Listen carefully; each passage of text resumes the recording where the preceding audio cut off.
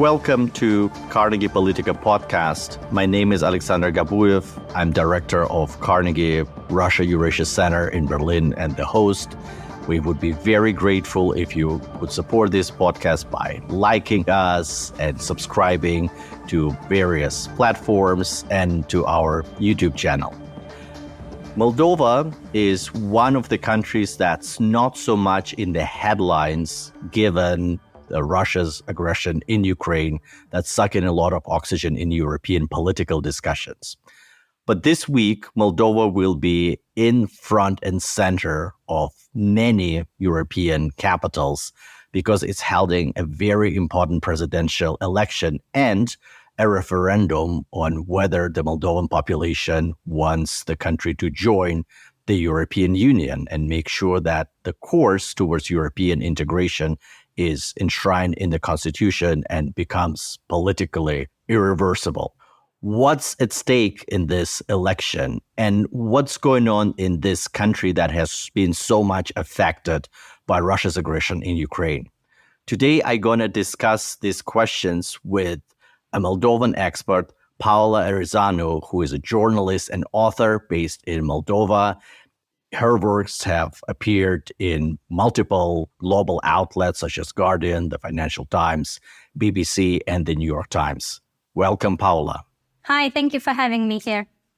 And my colleague, fellow from Russia Eurasia Center in Berlin, Maksim Samorukov, who has just authored a piece on Moldova and has been there recently on a field study. And I'm very curious to hear his assessment of Russia's role in Moldova's elections and political process there. Welcome, Maksim. Hello, everybody. Thanks for the invitation. Paula, let me start with you. Just for an outsider, I think that with Russia's invasion of Ukraine and all of the negative economic and security consequences for Moldova, which were very palpable, the sheer brutality of the Russian aggression, which I think is very known to Moldovans because they have firsthand accounts of relatives, neighbors, refugees that are coming from Ukraine, one would assume that any pro-Russian sentiment in Moldova will be finished by now. We are ultimately in year 3 on full-blown invasion. And yet, what you read in the press is that the presidential election, which Moldova will face on October 20th, is really consequential. And that's a watershed moment, whether the country will continue on its European path or whether it will be slipping backwards. Help me understand what's going on. And is it really politics where President Sandu is trying to mobilize her electorate, or the sense of anxiety is very real and is based on something? What's driving that? Yes, as you probably know, even some Ukrainians who are getting bombed by Russia think that they are in fact being bombed by Ukraine. I was reading these reports from Mariupol, which was saying this, and some of the Moldovans who have hosted Ukrainian refugees were retelling similar stories. So that just shows how strong Russian propaganda is in this space that was once dominated and was part of its empires. In a recent Moldovan opinion poll commissioned by Watchdog, a local think tank, we could read that 63% of people support EU integration in Moldova, but only 52% of people think that the majority of Moldovans are pro-European. So these figures exclude the diaspora, which has been very pro-European until now, but they show just how powerful Russian propaganda is in distorting even the way we see ourselves, and our communities. And one of the Russian narratives that has been kind of perpetuated since Sandu got into power 4 years ago is that only her and her government want to join the EU, but not the rest of society. So this is why she organized this kind of pro-European demonstration last year where tens of thousands of people came. And this is why she's also putting forward this referendum that would anchor the EU integration of Moldova as a kind of national project and as a project of this generation, as she puts it, comparable to Project Independence in the late 80s or early 90s when Moldova declared independence from the USSR. And some critics, yes, they have said that she's just trying to kind of gather support and mobilize her electorate. But actually, if you look at previous presidential campaigns and referenda, more people show up at presidential elections than in referenda. So, in fact, maybe it's the other way around, that the presidential election is going to help a bigger turnout at the referendum. The fear is that all of this money that Russia invests in political actors and in bribing the electorate. So, for instance, last week we had this press briefing by the police and the National Anti-Corruption Prosecution where they said 140,000 people, I think, or 130,000 people in Moldova have been involved in giving or taking electoral bribe from Russia. That is a huge number for a country of 2.8 million. And it shows just how much money and resources is Russia able to kind of and willing to put into distorting Moldova's European path and like keeping, grabbing its future back into its own sphere of influence. I think that geopolitics is definitely one of the most important issues on the ballot box, if not the most important. But there are obviously other problems that Sandu government has to deal with since she came to power. And many of them are related to war, but many of them predate the war. So Paula, if you could do your top picks of the problems that Sandu government had to deal with, like maybe top 3, and try to do a scorecard of what she did well and where do you locate her achievements, how would you frame this?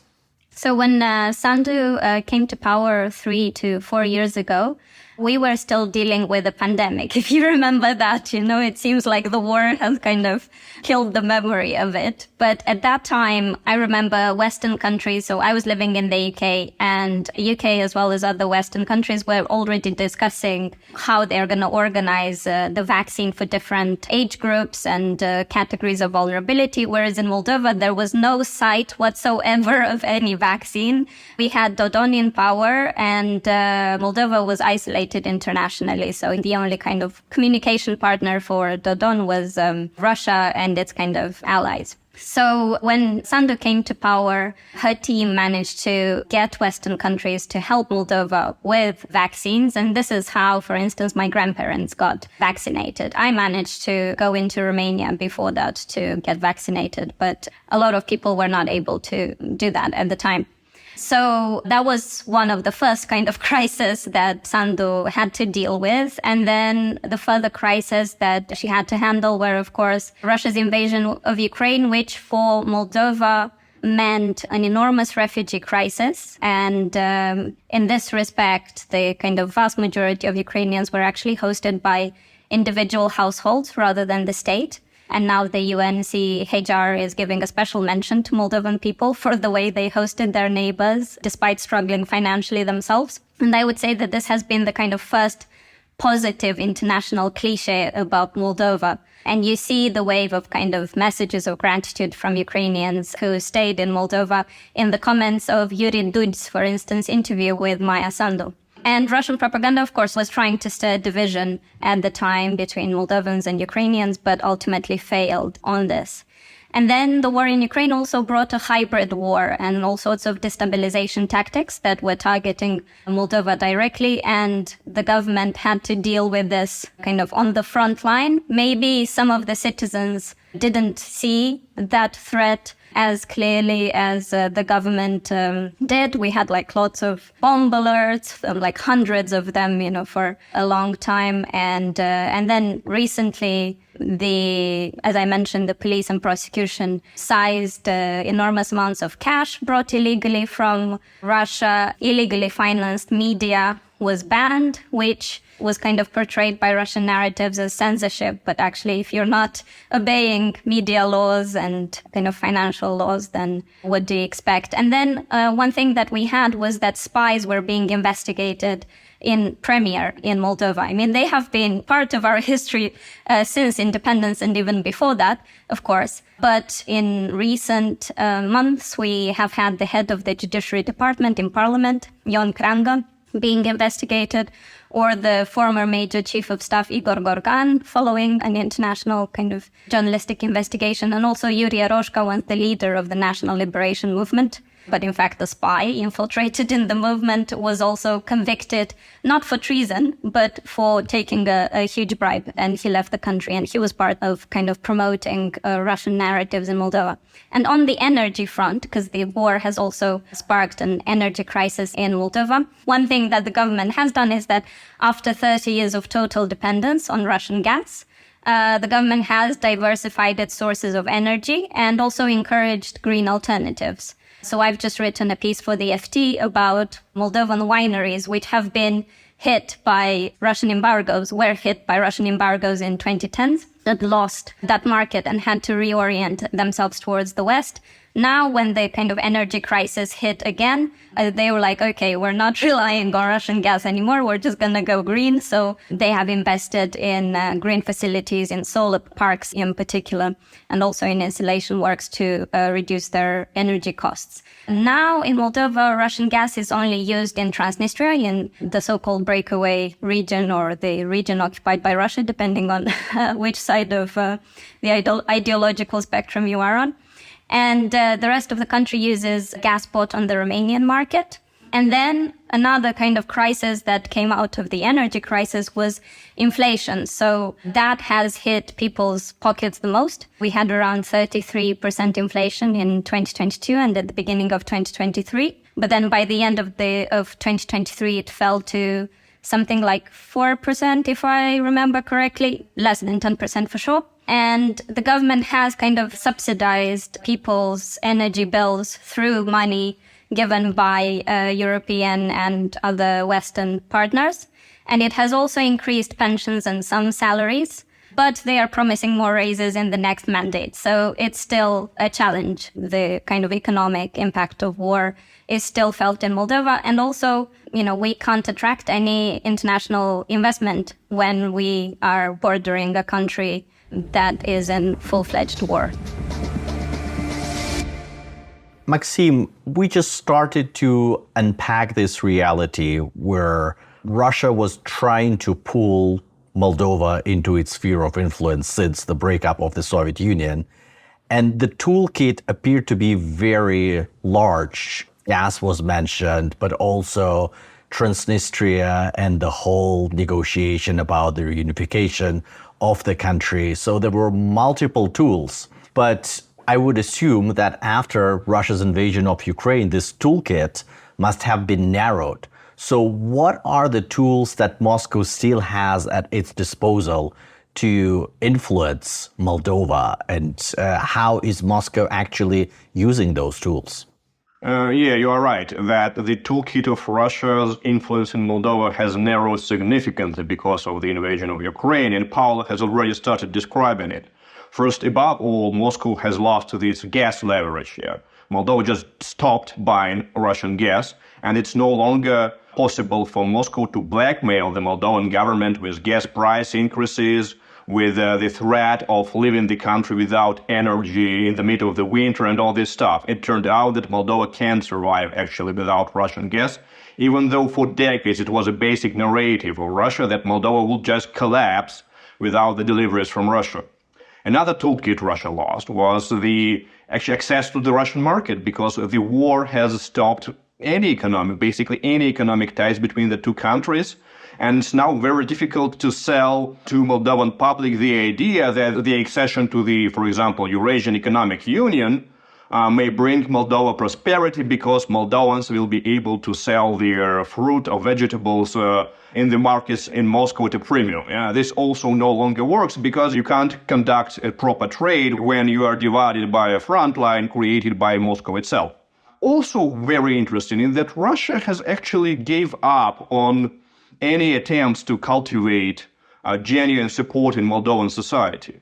And for decades, we remember this fight for hearts and minds between Russia and the West in post-Soviet states, when people were discussing advantages of joining the European Union and advantages of joining the Eurasian Economic Union led by Russia. And there were comparisons, there are some pros, there are some cons. This discussion has largely stopped. There are still some mentions about possibility of cheap gas or possibility of access to Russian market in the campaigns of pro-Russian candidates, but it is rather on the periphery. Now Russia has concentrated on a very negativist and very cynical campaign. Key Russian narratives are centered on criticizing Maia Sandu's government, portraying it as undemocratic, as a foreign occupation, as a threat to the Moldovan statehood. And the second most important instrument of Russian influence now is simply buying votes in Moldova. Moldova is not a big country. And as Paula has mentioned, there are over 130,000 Moldovans already bribed by various structures connected to the pro-Russian oligarch Elon Shor and to Moscow. Actually, these sums are so unprecedented for Moldovan politics, the sums Russia channel into Moldova, that you can buy, just to realize the scale, you can buy a fraction in parliament. You can buy a deputy group in parliament just for this money, if only those people who are directly bribed vote for the parties Moscow point at. So now it's just uber cynicism that we can simply bribe our influence in Moldova, and it doesn't really matter whether people there like us or not.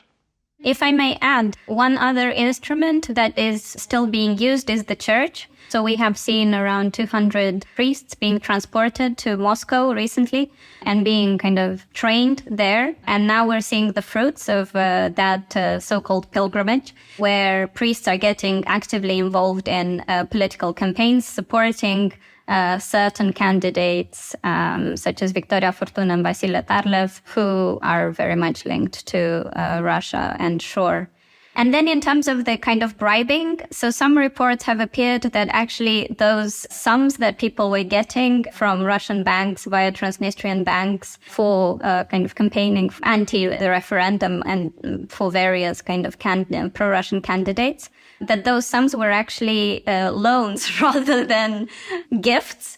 And it's quite interesting that this has popped up, before the election rather than afterwards. So maybe some of those people are not going to be quite so enamored with the idea of doing what is asked of them.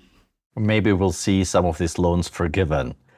But Maksim, what you describe as ultra-cynic attempt of interference and really cries of a player that really lacks many normal instruments. My question is, what is then the goal? What is that Russia is realistically trying to achieve in Moldova? Is there any strategic vision other than undermining Sandu's campaign? Actually, Russia and strategic vision is something not really things that do not often coincide. But currently, I'd say that the main priority for Russia is to derail the European integration of Moldova. That is because what we see from the opposition candidates, that none of them is likely to win the election. And we don't see that Russia is really investing into winning the election. Yes, there are signs of support from signs that money from Russia goes to Victoria Fortuna or to Tarlev, but these are candidates with their support rating like 1% or 2%, and nobody realistically considers them as potential presidents of Moldova. It's rather more about the referendum on the European integration and the corresponding changes in the constitution that Russia wants to thwart, that to demonstrate that actually no, the majority of Moldovans are against the European Union. And this is more realistic, but still I'm very skeptical about whether Russia is able to achieve that. Maybe it can lower the turnout, which is easier given the sad state of Moldovan these registers of voters and the amount of people who do not live in the country. And given that many voters are Transnistrians and they may also boycott the elections simply because local authorities create some obstacles for their voting. So it's very difficult to achieve a clear victory in terms of turnout, that there are many of them. And this is maybe achievable, but overall I think that all the polls demonstrate that the majority of Moldovans support the European integration. The support is overwhelming inside the European diaspora of Moldovans, and that the results significantly above 50% is most likely appear. But this is the short term. In the long term, the strategic vision Russia has, it's more about viewing Moldova as a supplement to Ukraine. That currently Russia is preoccupied with its war against Ukraine, and it's enough for Russia to keep Moldova in this limbo, in this consumed by domestic political mess where it cannot really achieve any significant progress on its European integration path. But in the long term, we have seen no signs that Russia have gave up on its objective of controlling whole of Ukraine or most of Ukraine. And in Russian logic, as soon as Russia gets control over Ukraine, Moldova will fall into Russia's sphere of influence on its own accord. Just because when there are Russian army on Moldovan border, for Russia it's difficult to imagine that Moldova can offer any significant resistance to Russian pressure under such circumstances. So some of local Moldovan elites will support Russia, some of them will leave for Romania, but eventually Moldova will be reunited with Transnistria on Russian terms and become another loyal satellite on this southwestern flank of Russia's sphere of influence in Eurasia, something like that. I want to ask then, Paula, what does the Moldovan government think about this particular scenario that Maksim outlined? Where we are based in Berlin, in many capitals that I travel to, people are clandestinely wargaming this scenario that call, what if Ukraine doesn't win according to President Volodymyr Zelensky's vision? What if Ukraine is not in NATO? Russia is probably not, for now, able to achieve its lofty goals, go after Odessa or Kharkiv. It doesn't have equipment and doesn't have the manpower. But what if Ukraine doesn't win this year, next year, and is not provided the security guarantees? So what is the strategic vision and plan B and C? Is this discussion happening in Chisinau at all? And what is really the framework in which government officials in the society is thinking about that? So Moldovan authorities have repeatedly kind of said that they are trying to get ready for all scenarios, including script of perpetual kind of war or even Russian occupation in parts of neighboring Ukraine, which would obviously have negative impact on Moldova's security and economy. But always their response is the best help Europe can provide to Moldova, and the best strategy for Moldova is to speed up its EU integration and anchor itself in the kind of European space in order to secure peace and prosperity for its citizens. And then Moldova is also a country of regions. It's a country where part of the territory it's chopped off by a regime in Transnistria. And then there is a very significant degree of autonomy in Gagauzia that's historically very prone to this Russia influence. How do you, let's go with Maksim first, expect this regional dynamics to play out in the election and in the referendum? Is that potentially important for the outcome? So let's start with Gagauzia because it's more on the news than Transnistria.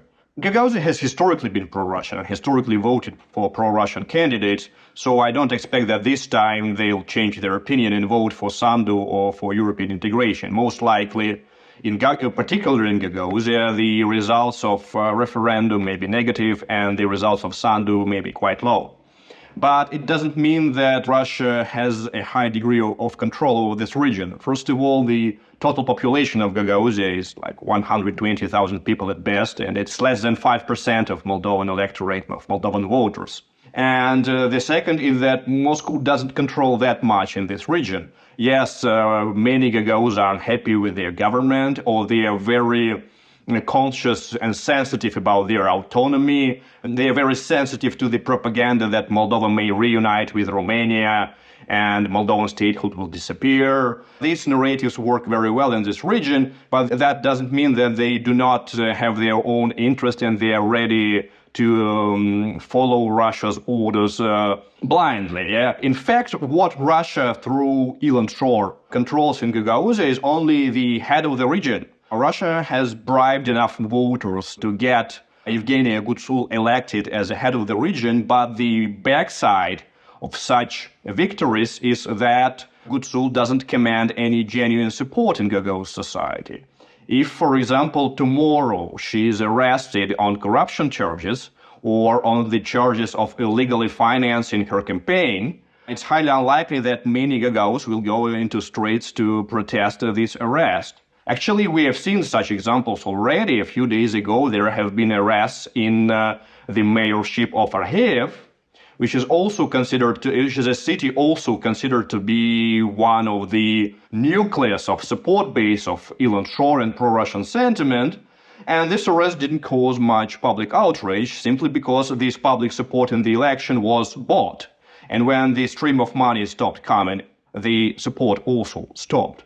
So in Gagauzia, the relations between even if we take the parliament of Gagauzia, the parliament of this autonomy, Shor and Russia do not command the majority there. They have to create local alliances. They have to arrange some common understanding with local notables and local influential people. And given that Moscow has left almost without any economic leverage in the region, it's difficult to imagine that it will be easy to sustain this influence. And if we consider the Transnistrian problem, we have seen that there have been attempts on and provocations in Transnistria at the start of the war. Russia was quite directly threatening the Moldovan government that Transnistria may be dragged into the war or into Russia's war against Ukraine. But so far, we see that the Transnistrian leadership, which is basically the Sharif business conglomerate, tries to lie low and to avoid direct confrontation with Ukraine simply because they realize that militarily, even with the presence of symbolic Russian military mission there, they are not able to offer any serious resistance to Ukraine, and Ukraine can occupy this region within a few days and hand it over to Moldova. And this will be the end of Transnistrian separatism and also, by extension, the end of the cash flows the Sharif conglomerate has benefited from for decades. If I may add on Orhei, there is a kind of interesting conflict that happened in that Shor and Shor's candidates were elected as mayors of Orhei, but then in the presidential elections, Orhei people voted for Sandu. So it shows, that the strategies of voters can be quite different for different elections. And also, I recently interviewed the mayor of Comrat, the capital city of Gagauzia, Sergei Anastasov. And he was elected as a mayor for the third time. The first time he ran as a PSRM candidate, so the party, this pro-Russian party led by Dodon.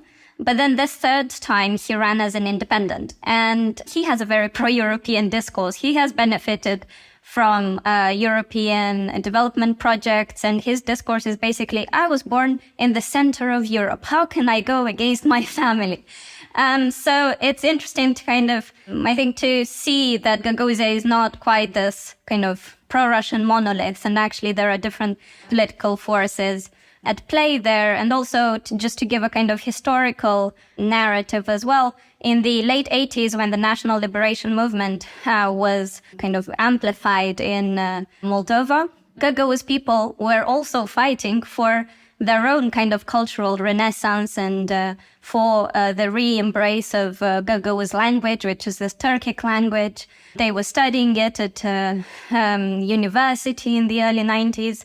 But then eventually their political elites were kind of bought over or, persuaded by Russia to support a Russification program ultimately. And I interviewed this kindergarten teacher who was saying that like in the 80s, before she would teach the kids how to say hand or I in Russian because they spoke Gagauz language at home. And now she has to teach them how to say hand or I in Gagauz language because they speak Russian at home. At the same time, just to add to it, there are some Romanian language schools in Gagauzia which are becoming more and more popular. So there is a national kind of Romanian language program which has been very popular in Gagauzia and in Transnistria. 21,500 people, I think, registered for it. So there are all of these kind of different processes happening simultaneously. But of course, more needs to be done in order to kind of integrate Gagauzia culturally in the rest of the country. Just said, this is indeed a very interesting story about the mayor of Comrade, who was in a pro-Russian party, now is pro-European. But this is not a unique story. Many Moldovan politicians have similar biography. And such stories, they give comfort to the Kremlin that actually Russia's strategy may eventually succeed, because they perceive, and not without a reason, that the majority of Moldovan elites are conformists. And they are ready to take the side of the one who is strong at any particular moment. In Russia's view, the current Moldovan state apparatus is headed by Sandu and people around her who are convinced Europeans and who indeed share European values. But this is only the upper crust, the upper layer. But if Russia really demonstrates that it is strong in the region, the vast majority of Moldovan state apparatus, these mayors of small cities, they'll simply take the side of the stronger. They'll forget about the pro-European declarations overnight and become the pro-Russian, as they used to be pro-Russian during the, for example, presidency of Voronin in early 2000s or during the presidency of Igor Dodon just a few years ago. I don't know to what extent we can kind of generalize about the whole of the Moldovan political elite. One challenge that I see, for instance, is that while I believe that Mr. Anastasov is kind of honest in his pro-European kind of attitudes, what I am afraid of with other politicians is that they will claim to be pro-European, but actually serve Russia's interests as basically agents of influence. We have had that in the past. I mentioned Yuri Aroshka, who is the leader of the National Liberation Movement. And my fear is that we will have such politicians in the future. Yes, Russian strategies are very good at adapting. So in the past, some of their, or like even now, agents of influence are very diverse. Some of them, only speak Russian.